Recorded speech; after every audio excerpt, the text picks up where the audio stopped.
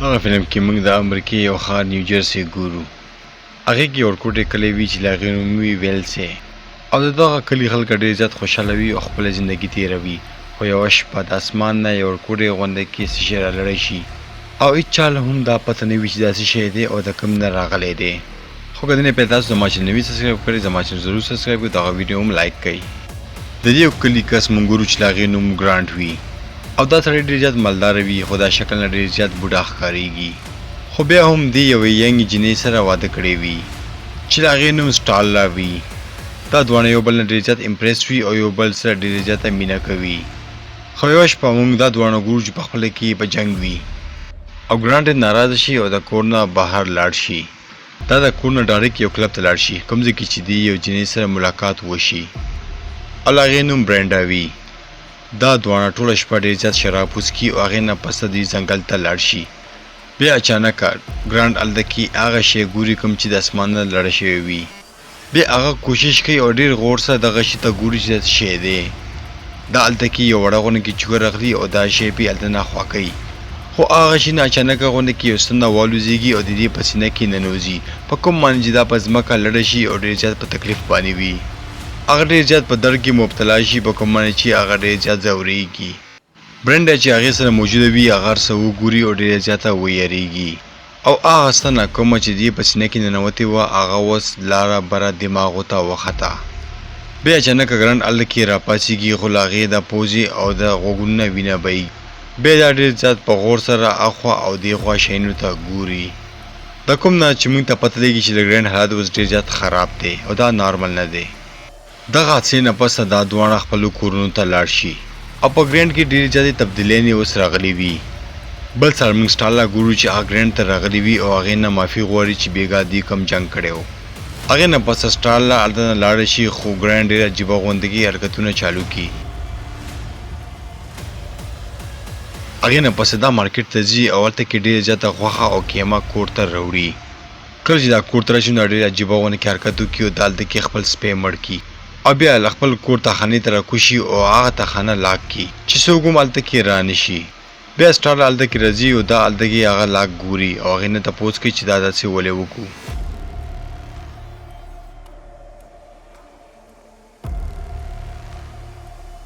ګرانټ ورته په جواب کې وایي چې ستا لپاره برډ ډے پروګرام جوړوم او د ګرانټ جسم اوس له هغه آسماني مخلوق په قبضه کې وي او له ګرانټ په جسم باندې اوس ډېر زیات نشانونه ظاهره شوي وي،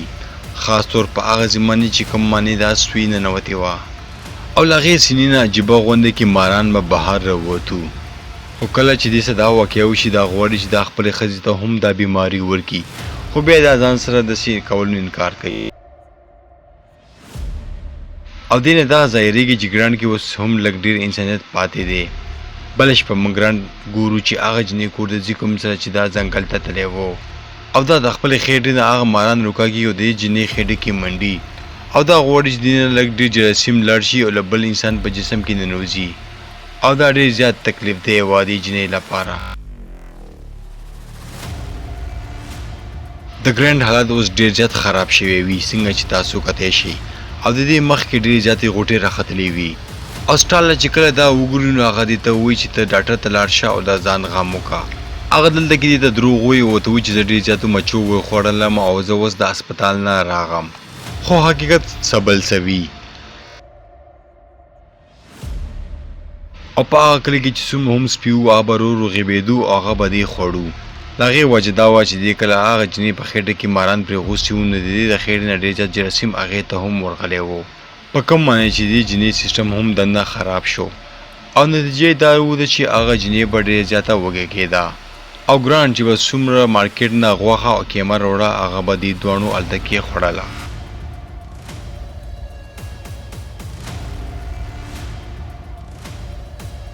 او د هغه کلي ټول سپي دې دواړو وخوړو ولې چې دې ته به ډېره زیاته لوږه لګېده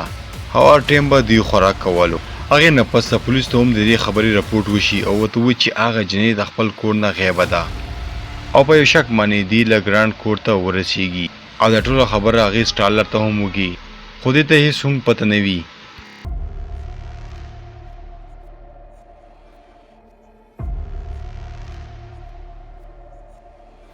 او دنه پس ته پولیس والا الدنه لاړ شي خدا کله چې د ګرانډ وګوري دا ډېر چته ویری او هغه د شکل نه انسان بالکل هم نه ښکاریږي ايو بل صورت بلاتی جوړه شي وي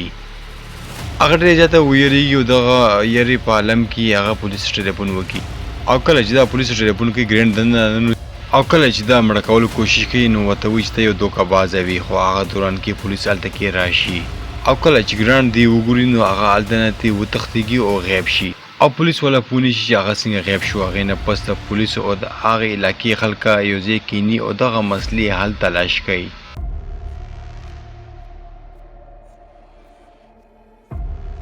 او هغه ګرانډ حکم چې بدا ټول سپی خړو او الته نبی غیب اولو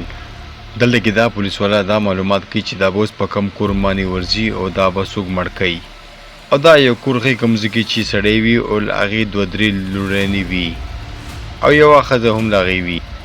او بل دا خبره مرګرو ته کوي چې بالکل یقین سي ویل شم چې ګران بدن شپه په دغه قرباني حمله کوي او دا پولیس خپل مرګرو ته وایي چې نشپه موږ لا کور بهر کینو او سو کې تعریف وکړو او دا ټول پولیس والا الته کې د کور بهر کینی او پیرداري کوي او نیمه شپې دی الته کې ګران ګوري چې الته کې ورسیږي او هغه انسان بالکل هم نخکاری بلکې یو غټه بلاوي او دا ټول پولیس ډېر زیات ویریږي چې دا کوم بلا ده چې الته کې راغا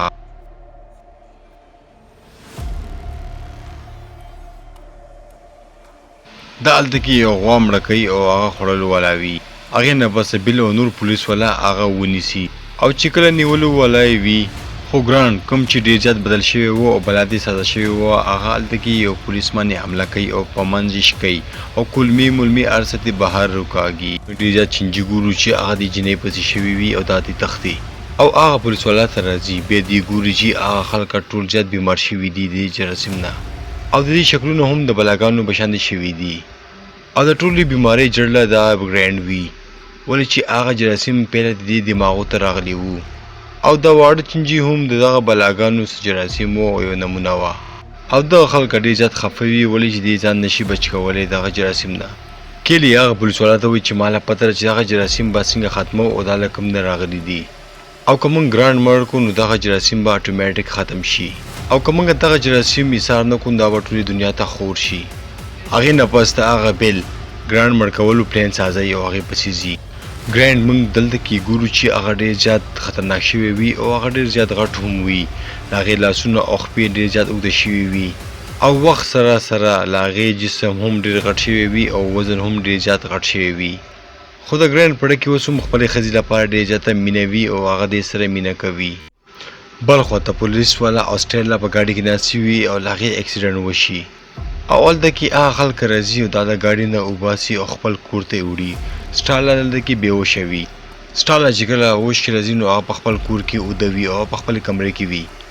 او کله چې هغه نظر اخوا تیری نو هر څه تباه او برباد وي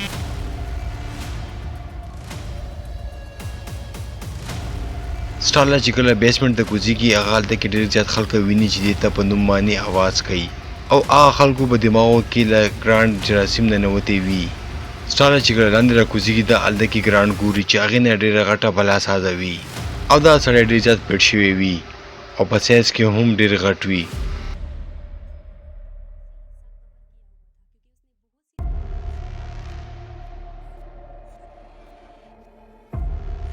سټاله دلته کې د چاړې غونې کې تیز یو اوزار راغلی او په دې باندې ګرانډ مړ کولو کوشش کوي